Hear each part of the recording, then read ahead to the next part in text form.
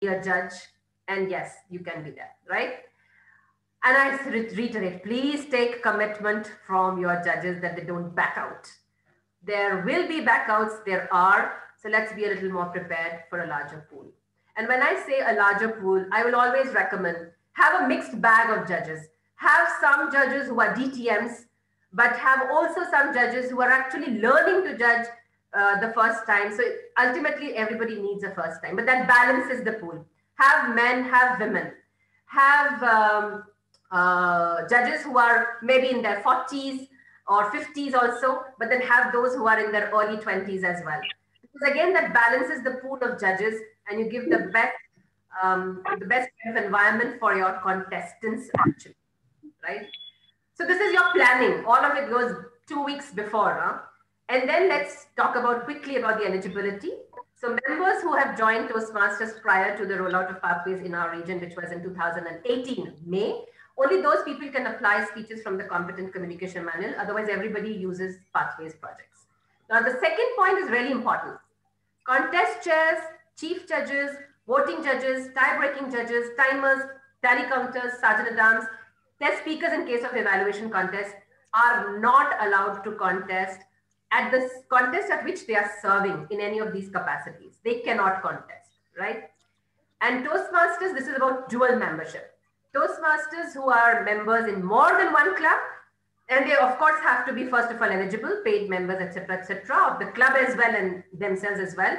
They can compete in two clubs in the same kind of contest, but only at the club level.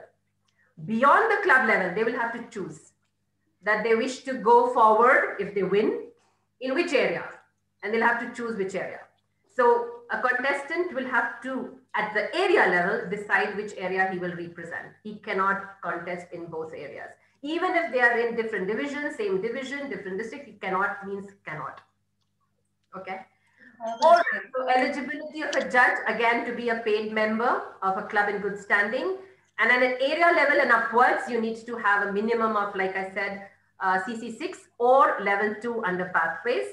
Again, members who are who joined those classes prior, their level 6 will be considered. Otherwise, level 2 needs to be in place under pathways for area and above, not for club.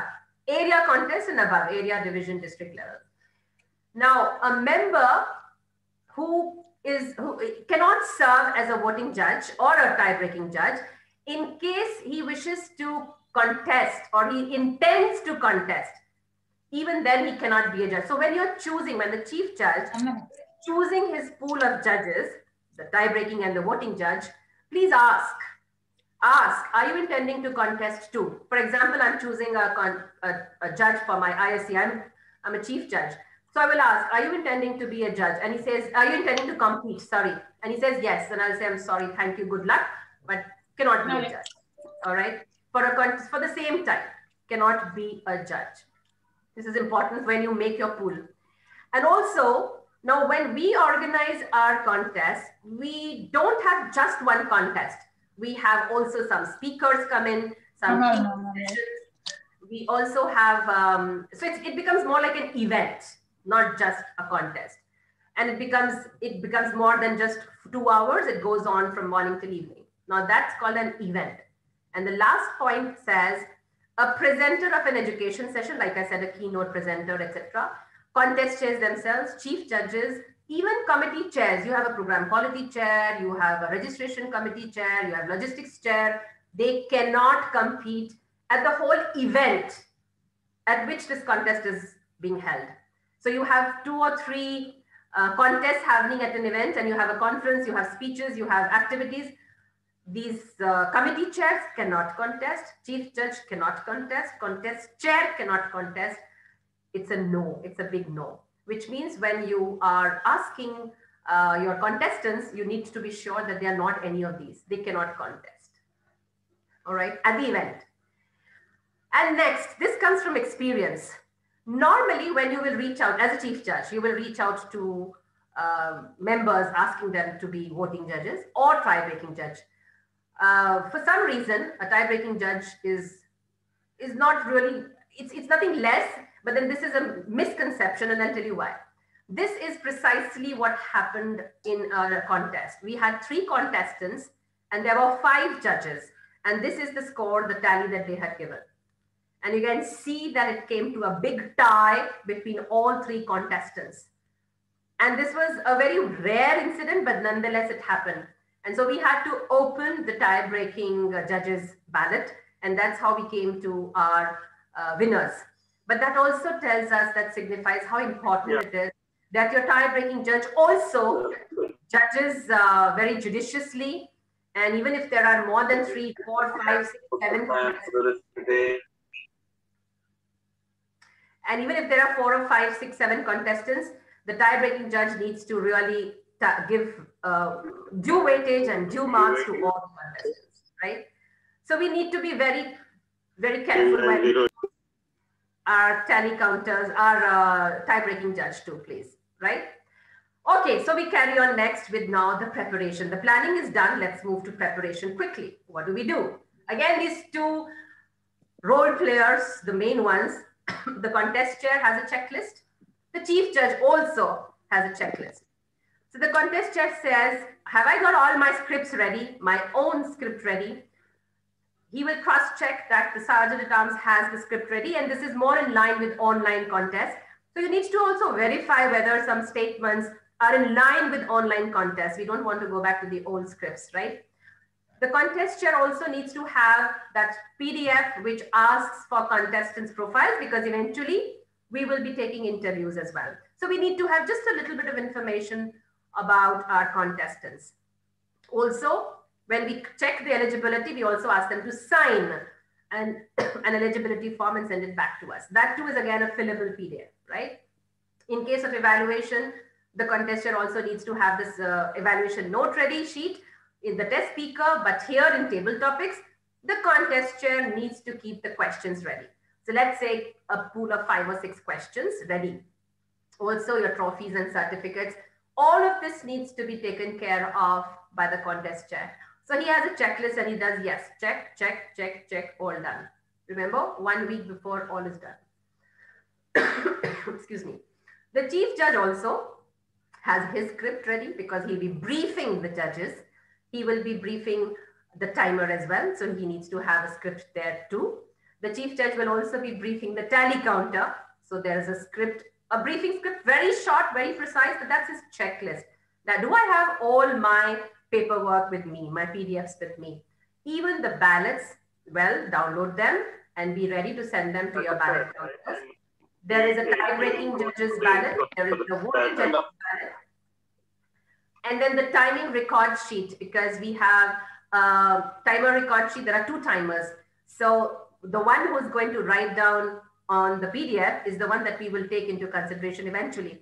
So is that ready? And send it to the, so this is a chief judge who's taking care of all of this, even the tally counters sheet. Of course, he has to get all the eligibility forms checked and verified and all of that done 1 week before. Also have the result notification, because after the contest, in any case, the CJ has to report it to, so the CJ will send it across to the next higher officer.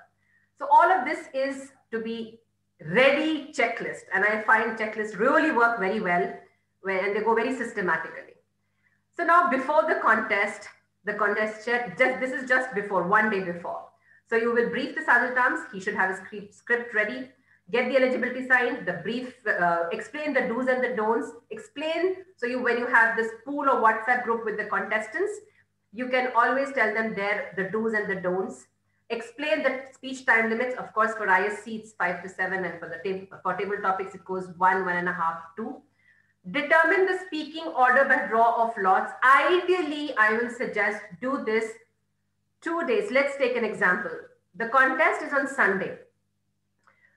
Then on Saturday, we should have a complete dry run or a mock run of the entire contest with people coming in, handing over, and then the Zoom master spotlighting, etc., etc. Which also means that the draw of lots should be done 1 day before, so that the contestants also know in what order they are going to be coming forward, which means Friday roughly. So imagine your entire preparation should be done by 1 week before the contest.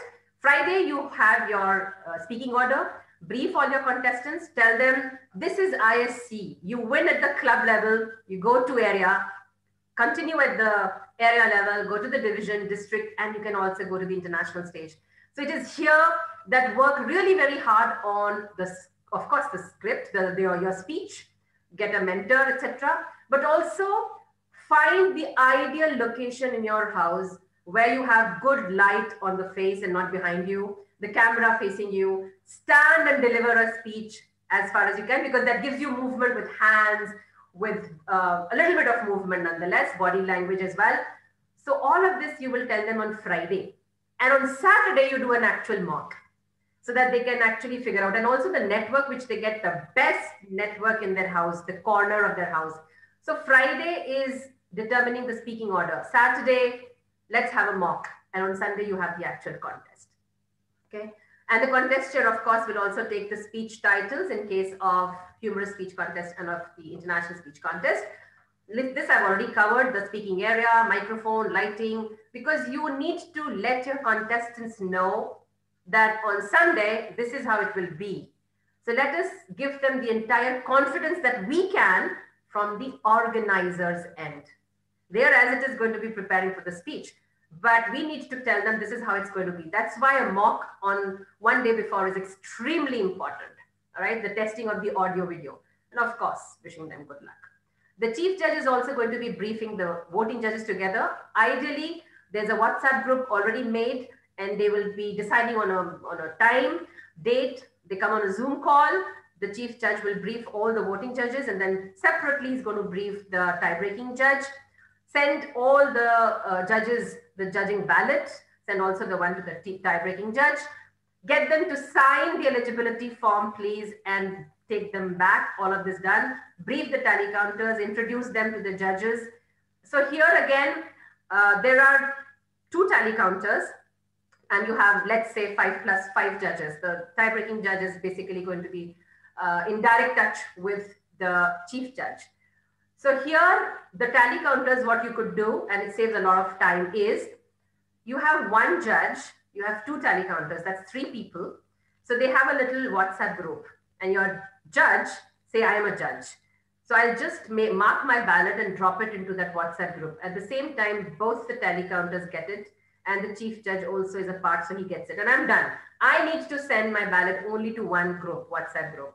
And then, of course, there is, after the contest, they will huddle into a breakout room and do all the tallying. But then it's easy because I don't need to send to only 1 tally counter. I send it to both. So there's cross-check that, okay, both have it.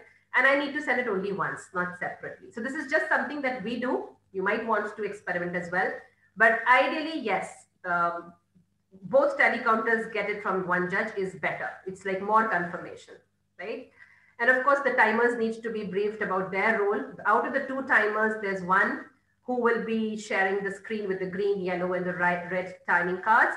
And the other timer is the one who's going to be using the PDF and filling up the record, the time. So both have to be in synchronization, yes. But at the end, the chief judge will take the one who has the PDF, right? Now, the day of the contest actually arrives. So the sergeant at arms sets the ground rules, hands over, done. And then, of course, he's going to keep a vigilant watch in the room, which is he's doubling up also as the Zoom master at times. And in case it were a real contest, here it's in the breakout room, you'll have more than, I assume you'll have at least 2 sergeant at arms in the breakout rooms where the contestants will be sitting with their hands high. In case, I mean, they don't need to raise their hands in table topics, but nonetheless, they're going to be there. So there is a sergeant at arms who's going to be keeping vigil in the breakout room as well. The contest chair will, of course, conduct the contest. The chief judge will, for the moment, enjoy the contest. The timers, unfortunately, will be too busy timing the contestants, and so will probably miss out on the speeches. And the tally counters will do nothing during the contest. Their work starts later.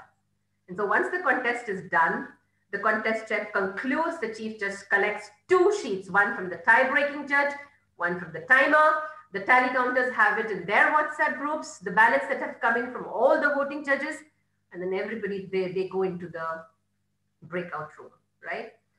In case there is now the 4 scenarios that can occur once the contest has ended.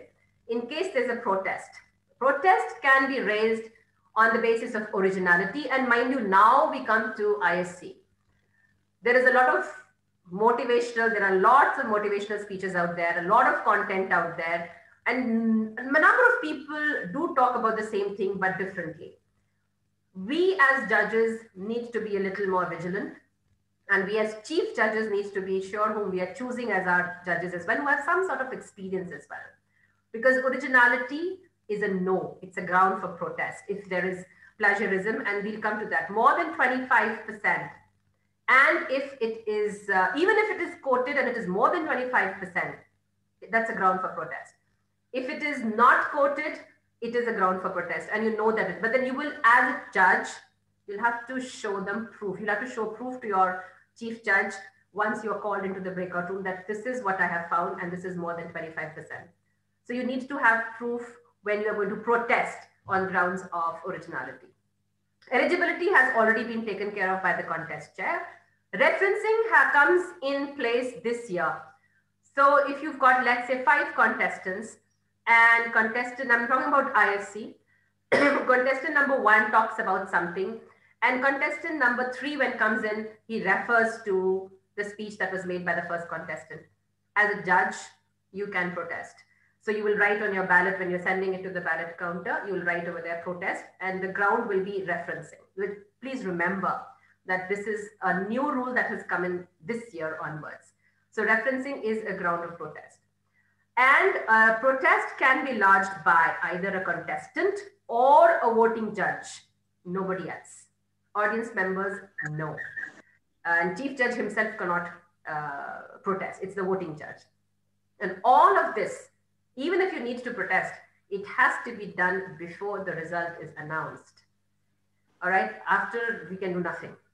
Now, in case of disqualification, so disqualifications can occur again on the basis of originality. Now, timing is not really a protest, timing is disqualification. So it's a timer's responsibility to not note the timing correctly. Eligibility should be taken care of earlier, but even if it's found later, we will revert and will, if found ineligible later on. Referencing is again a ground for disqualification. Now, in case the results are announced incorrectly, there are a few people who know the result, the tally counters, of course, the chief judge, of course, and the timer knows that such and such contestant had overstepped the time limit, and yet his name is announced in the top 3 or winners, whatever. You can interrupt, and please interrupt. The timer can interrupt, the ballot counter can interrupt, and the chief judge can interrupt. And if none of this happens, then heave a great sigh of relief, because that's a good contest. Well done, pat your backs. So that's it. And again, when there is a protest that happens, so the chief judge calls all those judges in the breakout room. We will give the concerned contestant an opportunity to hear him explain his position. And then once he's back into the main room, the judges themselves have to arrive at a majority. Now here, there is something which is very crucial for all of us to learn. The chief judge cannot vote, mind you. Now, if you have, let's say, 6 judges, voting judges, and there's a protest, and you go into a breakout room. Now, out of 6, you have to reach to a majority. And there are 3 who say found guilty, 3 who say not found guilty. So you are at a dead end. Sorry, but you'll have to continue to be in that breakout room. You have to arrive at a majority. Only then can that room be, you'll close the room and leave the breakout room. So what can we do? Let us have odd number of judges in your pool of judges. Leave the tie-breaking judge, because in any case, he cannot participate in the protest hearing. So your voting judges, please have odd number, so that either this way or that, found guilty or not, you'll have a majority. Otherwise, this has again happened last year, and it was really tough because none was willing to change stance, and they had to ultimately. So please have odd number of voting judges in your pool of voting judges, right? I think that is almost towards the end, yes. So this is the format that the chief judge needs to send to the next officer, the area director, and the area contest, the chief judge will send to the division director, and so on. And at the club level, you need to also submit the report at this Microsoft Forms, the link. You can take the link from your president of the club, your area director as well. It is shared with everybody. we will need this information at the club level contest. So this was about the planning of, oh, all right. Now I need you guys to probably unmute, and I will ask the Zoom master or whoever is taking care of the muting, unmuting. We have a few questions, situations actually. So let me know, what if the timing device malfunctions? Any idea? Somebody would like to come forward and share? We can share. Yes. This is DTM Ravindra here. Yes. Hello. Yeah, please go on. Please go on. Yeah, if the timing device malfunctions, Yeah. the contestant gets 30 seconds additional time. At the same time, the timers will revert to both the timers will have the timing going on. And if one timing device malfunctions and is not able to reflect back on the screen, then the contestants will get 30 seconds extra time. The second timer will have the cards, physical cards shown against the screen. Okay. Anybody else? Actually, I cannot see. So what if no, I will still have to go. I'm sorry. Yeah, I was hoping that if I can see some faces, I can probably see more. Timing device malfunctions, it is our responsibility. So like, who was this? Ravindra, right? Was it? It is our responsibility as the organizers to ensure that our timing devices do not malfunction. And so that is why we have two timers in case one of them, and so there is a WhatsApp group also between the timers and the CJ. And the minute something goes wrong, alerts the CJ, but the other person is, as it is, also going to be keeping an account. So even though he's sharing the green, yellow card, even the one who's on the PDF is also keeping a note of time. So we will have to coordinate between the two. And ultimately in online contests, it bottles down to how well you coordinate. And it is not really on screen. There's a lot of coordination behind in WhatsApp groups. So even for the timer, in fact, I would like to suggest one more thing. The person who's going to be using the PDF, the timer who's going to be writing down the timing records taken by the contestants on the PDF, I would suggest that this person has a device, a timing device, which is completely devoid, no WhatsApp there, nothing over there, only timer, not the cell phone. Ideally, not the cell phone. Because on your cell phone, you can perhaps get a WhatsApp notification. You will need to perhaps communicate with your CJ. We don't know why.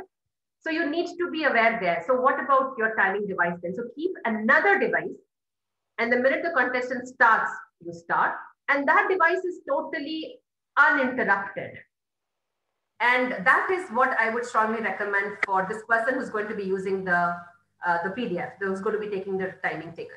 Because that is important. And this is very important because flitting between screens, because you've got a WhatsApp message, you might miss on the stop button, the pause button, or the unpause button, which is why I have another device which is completely only for the timing taken. And you carry on if you need to with your, in case you need to coordinate for the WhatsApp, right? So 30 seconds given only in case we are at the problem end, in case our timing device has malfunctioned. But there are also rules in place. If the contestant's video or audio goes kaput, then that is another thing, right? A question again, what if the contestant does not even attend the briefing? I told you on a Friday evening, do a briefing, and he says, I'm not coming. What do we do?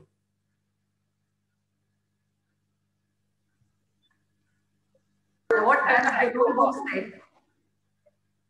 Call him up separately. That's one option. And what if, okay, I'll come to the other one. Any other suggestion? Maybe we can record the session of briefing to other participants and share that recording so that everybody is in sync. Okay, so let us say that the contestant needs to be briefed. Why? Because ideally he needs to know his speaking order, that is one. But he also needs to test his audio, video and stuff, camera, light, all of that. Now, if the contestant does not attend the briefing, like someone just suggested, yes, maybe call him up separately and tell him over the phone. If he's not able to come on a group call, okay. we have to put that effort, that extra effort. Okay. So we will definitely call him up separately and tell him you missed this, but this is important. If you miss even the mock run, then you're on your own. See, as an at the organizing end, we should try to do the best that we can. And we even reach out privately if need be. But ultimately, if the contestant decides to not attend for whatever reason, there's not much that we can do, right? But at the speaking order end, yes, that's the next question. If the contestant does not if he's not available even during the draw of lots, what do we do? Because there are, let's say, 5 contestants and one of them is not there. What do we do? Have a Because proxy. he's not attended the briefing, he doesn't know his speaking order. What do we do? Have a proxy. So actually the remaining 4 will pick up their chits. What is his luck is his luck for the 5th one. There is one very important rule that you need to remember. The contestant who was not there during his speaking order doesn't know his speaking order, even if you've told him later on. He has not attended the briefing either. He has to be present before we introduce the contest chair.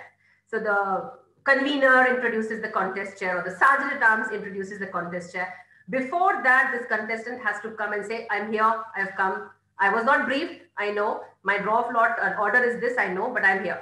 He has to know that he's there. Otherwise, cannot contest. The rule book says this, he needs to tell the contest chair that he has arrived before the contest chair is actually on stage. Okay. A contestant wants to take up the role of a contest chair. We've already covered this. This is going to be a question that you will come across many times. Trust me. The confusion always remains. ISC, table topics, club level, area level, this will always be there. Please read the rule book. It says very clearly. A contestant wants to take up the role of a contest chair, cannot take it at the same contest, of course. And at the event, neither, because we did that. At the event, the contest chairs cannot. At another event, another contest, perhaps yes. But again, it all boils down to bad choice. Tell me on an online platform when you've got 5,000 plus members of your district, why do you need the same person to be a contest chair who's already contesting? Find someone else as a contest chair, okay? What do we do if there is only one contestant, by the way, at a club level? Still hold the contest. And there is a possibility, of course, I agree, hold the contest, but there is a possibility of disqualification. No, not disqualification. I was saying there is a possibility of sending a nomination at the club level, But again, I would strongly recommend holding the contest, as you said, rightfully so. Because at the end of the day, that one person who volunteered, who said, I will contest, let's give him that opportunity. Let us, I know it means timer and contest chair and tally counter and judge, and the chief judge is going to get his judges. I know for one contestant, but every member is important. If one member says, I want to contest, let us give him that chance. The easy way out is nomination, but then let him write a speech, prepare it, get it mentored, rehearse, deliver. And after the delivery, I'm sure he'll take back some notes for the area level as well. That is very, very important, even if there's one contestant. All right. If a club has recently chartered, then this is particularly concerned with ISC. They can either nominate or hold the contest, and the eligibility is waived off. If the contestant, if the chartered club is recently chartered, means 3 weeks before the contest. So like you said, if they wish to nominate, fine. If they wish to hold a contest and they are capable of doing so in a short time, fine. The eligibility criteria is waived off because it was recently chartered up to 1 year. So from the date of the contest, you go backwards. And within 1 year, if they have chartered, the eligibility of the level 2 or CC6 is waived off. So that is only in case the club is recently chartered. What if a contestant is a dual member? We've already done that. Till the club level, it's fine, as long as they are paid, etc. But from area onwards, the member has to decide which area he wishes to represent. A contestant status is unpaid. Status is unpaid. So when you do the eligibility checker, you find it is unpaid. But he had renewed, he had paid the money to the treasurer. but his status shows unpaid. What do you do?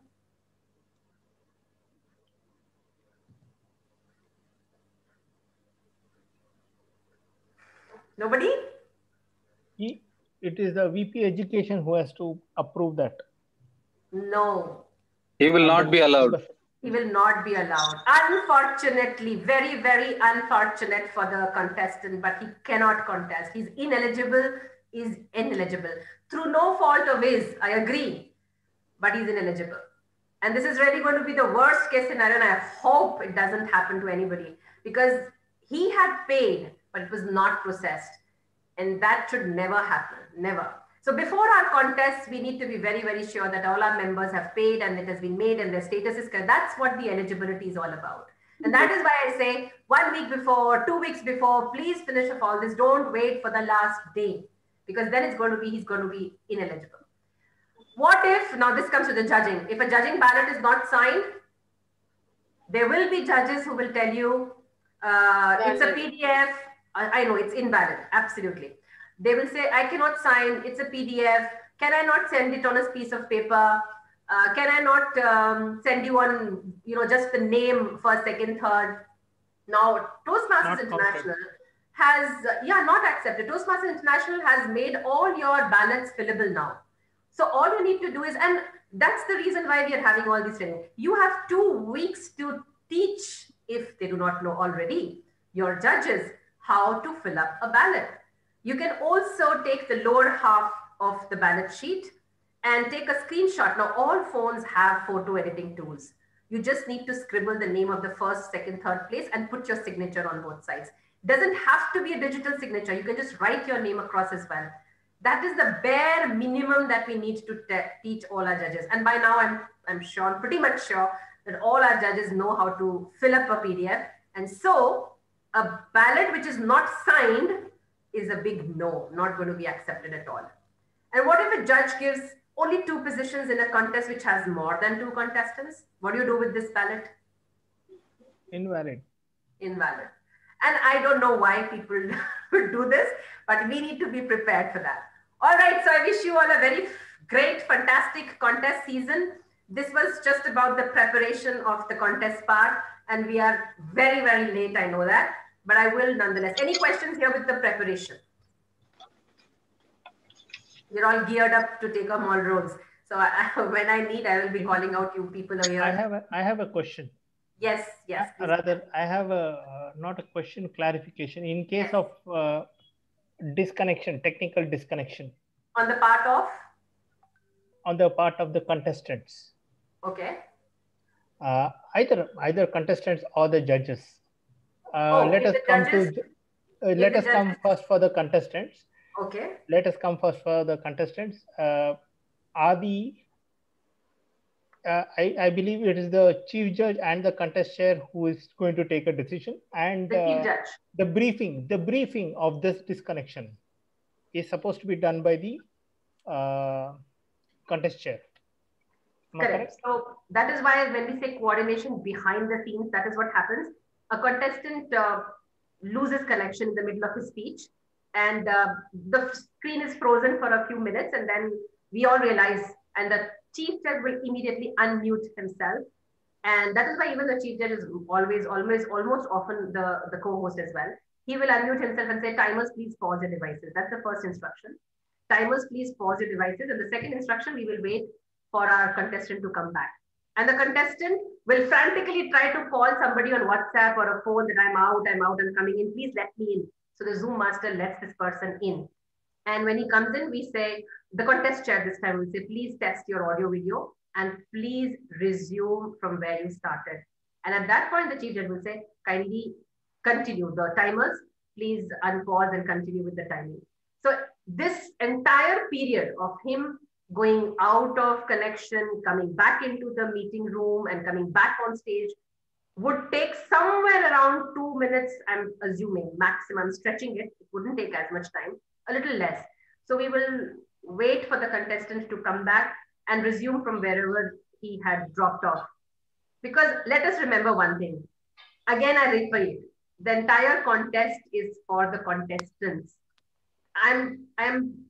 Let us be more understanding and that there could be a problem. Nobody wants to leave in the middle of a speech. So they will try their level best to come, hurry back inside. Let us try to give them that opportunity. All right, you come back, test your audio again, video again, and then just give your speech from wherever you left. So that's from the contestants' malfunctioning end. If a voting judge misses, let's say I am a voting judge in a pool, and I, for some reason, I had a bad connection and I missed about 2-3 minutes speech of this person, I should immediately reach out in the WhatsApp group of judges and let my chief judge know, I'm sorry, I lost connection. I was not able to listen to contestant 3, and now I'm no longer in the pool of judges, because it would be so unfair. I have not heard the speech of contestant number 3 and I go out giving marks. That is not at all to be done by any judge. And let us, all of us in our briefing, remember to tell these judges. And that is why I keep saying, have more judges, so that even if you've got one back out or even one who dropped, still you'll have you'll have enough judges. Still you'll have enough judges. So it again, at the end, it's for the contestants that we are doing this. So that I hope that clarification on both ends does it. All right, there was a question here. Religious overtone or political overtone, what is the action plan in table topics contest? Okay. All right. Any other question? Can the chief judge ask the contestant to change the topic and conduct the contest again? Again, there are no topics as such which are taboo as per the Toastmasters International. But like you said, in case the question and you feel that the question might, first of all, the contest judge need not prepare such questions.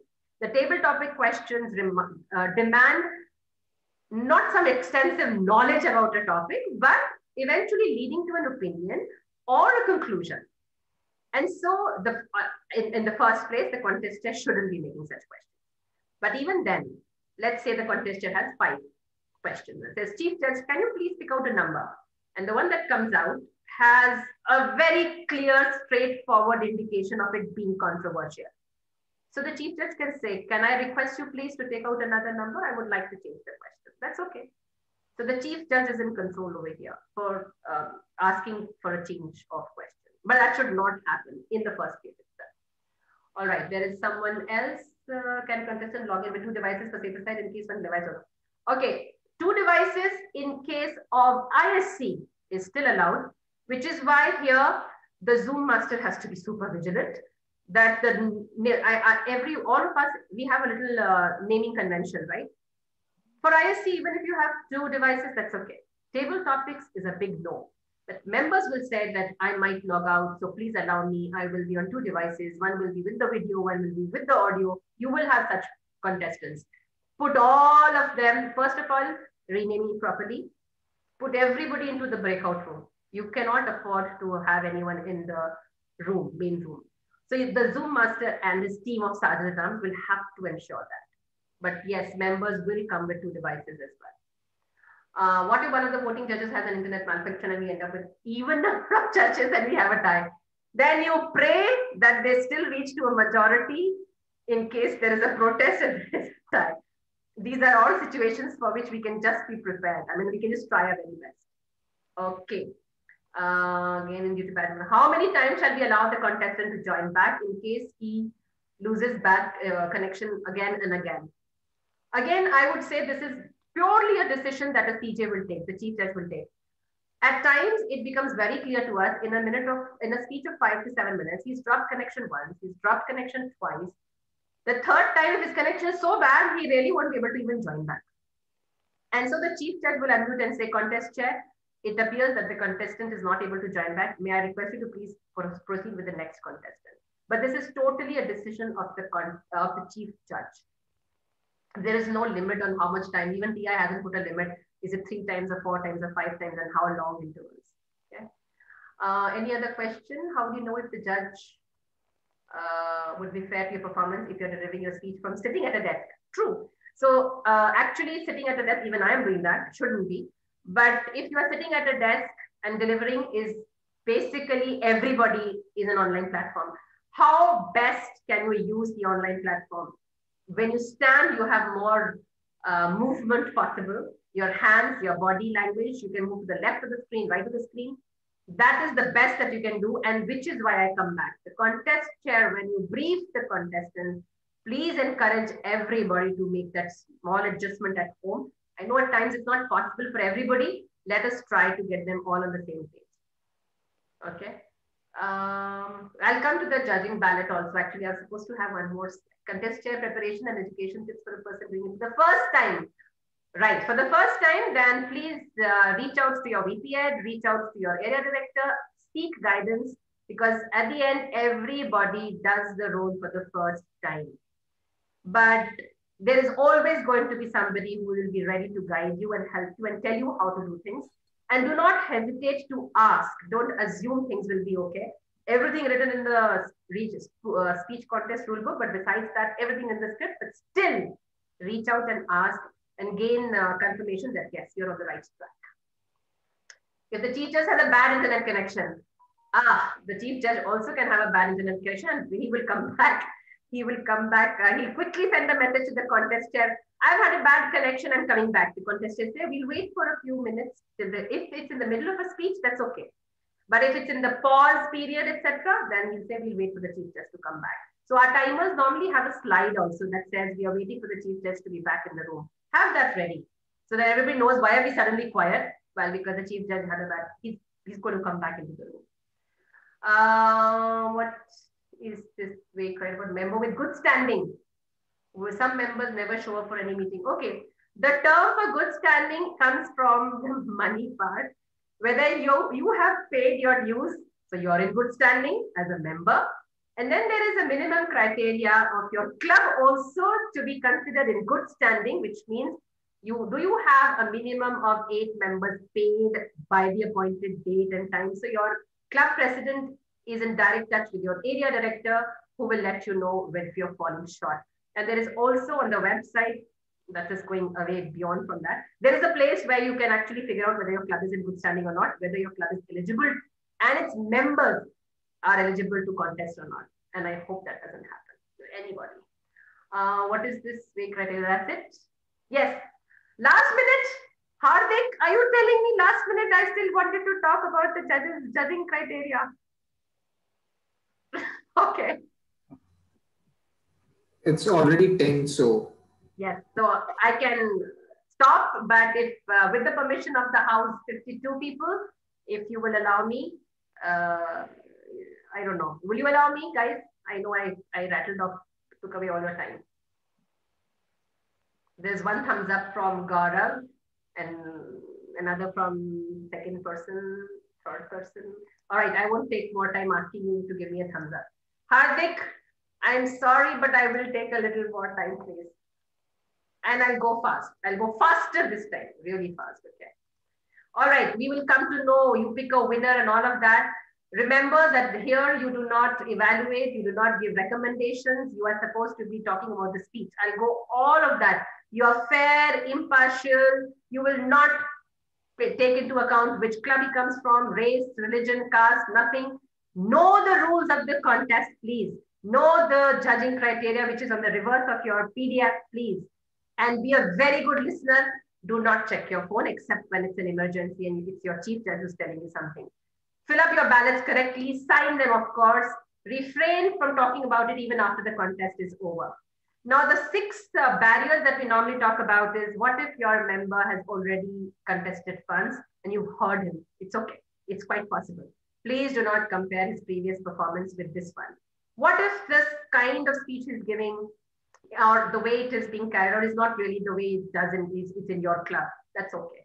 You listen to his speech as if you are listening for the very first time. Even if it's the person who, has been attending second time, third time, chalo, let's give him a chance. No, you're not giving him a chance. You're going to give him marks only based upon the speech. That is it. There is nothing called giving a chance, nothing called a second time round, no. So this is before the contest. Judges, please verify that you are eligible, etc. Log into the Zoom account. Remain muted, and I will not talk about the naming convention because that varies from club to club. Judges can remain with their original names. Judges can change their names. That is something which is totally the decision of the club. During the contest, pay attention, mark appropriately, and after the contest, send your ballot to the lower half. discard the top half, sign and send it to your ballot counter. The international speech contest, and look at it, 50 marks go for content. Like we say, content is king. 50 marks. 30 go on the delivery aspect, and that too in an online, we are a little limited on that. And the language is again 20. And if you look at speech development, it's typically any speech. Should have a good opening, should have a body, should have a conclusion. There should be some relevant examples. There should be illustrations, facts, figures. And then effectiveness is, does it actually, was my attention held by the speaker, by speech? That is the effectiveness. So if my attention was captivated or captured by the speaker, so also the rest of the audience. And when people ask me, what about humor, or what about, particularly with humor, how do I know whether the audience is laughing? My question is, you are the audience. As a judge, you're also the audience. Did you laugh? Did you enjoy it? Did you find it funny? So would others. So you are the audience also, not just the judge, but your audience as well. So did you relate to this theme? So would the audience. Did it inspire you? So it would the audience. So that is your effectiveness and the value. Do you think that this speech is making some kind of contribution to your thinking? Then it would also to the rest of the audience. So give your marks based upon the judging criteria. So please, please read the judging criteria before you start judging the day of the contest. And then, of course, the delivery with the physical, the voice, manner. When we say physical, if it's the highs and the lows and the ups and the downs, when you're sad, when you're upset, angry, all of that comes in. How confident you are, how enthusiastic you were, will be rather the manner in which you will deliver. Voice, of course, you will know, and the tone and the volume and the intonations, all of that. Language, yes, because, well, the choice of vocabulary used, how appropriate was that? And we do pay attention to the grammar as well, so that's the correctness. So this was for the ISC, and even for the table topics, ultimately the content is, imagine 55, even for table topics, speech for hardly a minute, and yet it says, it's the same thing. The speech, it has to have a beginning and a small body and then a conclusion within 1.5 minutes, maximum 2.5 minutes. Was it effective? And also the delivery aspect, also the language aspect, even in table topics. So ultimately it's a speech. How spontaneously did the member take on the subject and deliver? I had already thought of, I saw this one speech that I thought that we were going to vote, we're going to do a ballot, but it's going to take 1 hour again. So we will not be doing this. Any questions with the judging criteria? Hardik, I took less than 2 minutes, okay? So any questions with the judging criteria, we can discuss those here before we say bye-bye.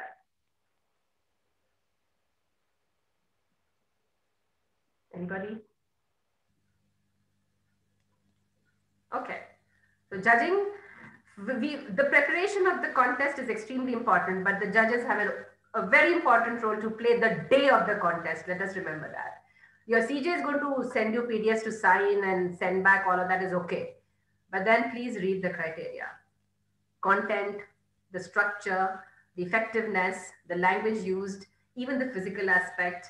How well was the contestant able to use even an online platform? Your world champion also he also delivered ultimately a speech in an online platform. So can you. And reach up to that level as well. And that is what we need to let our contestants know. And also the judges need to be cognizant about this. What is the most difficult and memorable situation you faced in a contest? Oh, that's going to be a too big an answer. I have a whole year of memoirs that I should be writing down as the different situations that I've faced. But they've all been very challenging and very thrilling, actually. Please share this PPT. It will be very useful. I will share it with your division director, and I'll request him to send it forward to the rest of you. I will do that. Yes, I will. All right, Hardik. Thank you so much for listening to me. If there are any questions, I am always there. And on that note, apologies for taking away a little bit more of your time. And I hand it back to Vivek. Over to you, Vivek. Thank you, Mayur, for this engaging session. And I believe there are many people in the upcoming days wanted to be contestants, and after your training are planning to become judges. Oh, nice. Yeah. So all the best to all of you. Thank you all for joining in. Have a great contest season ahead. Let's thoroughly enjoy the contest season ahead. Thank you once again, Mayuri. Bye-bye. Good night to all of you. Thank you. Thank you, everybody. Bye-bye.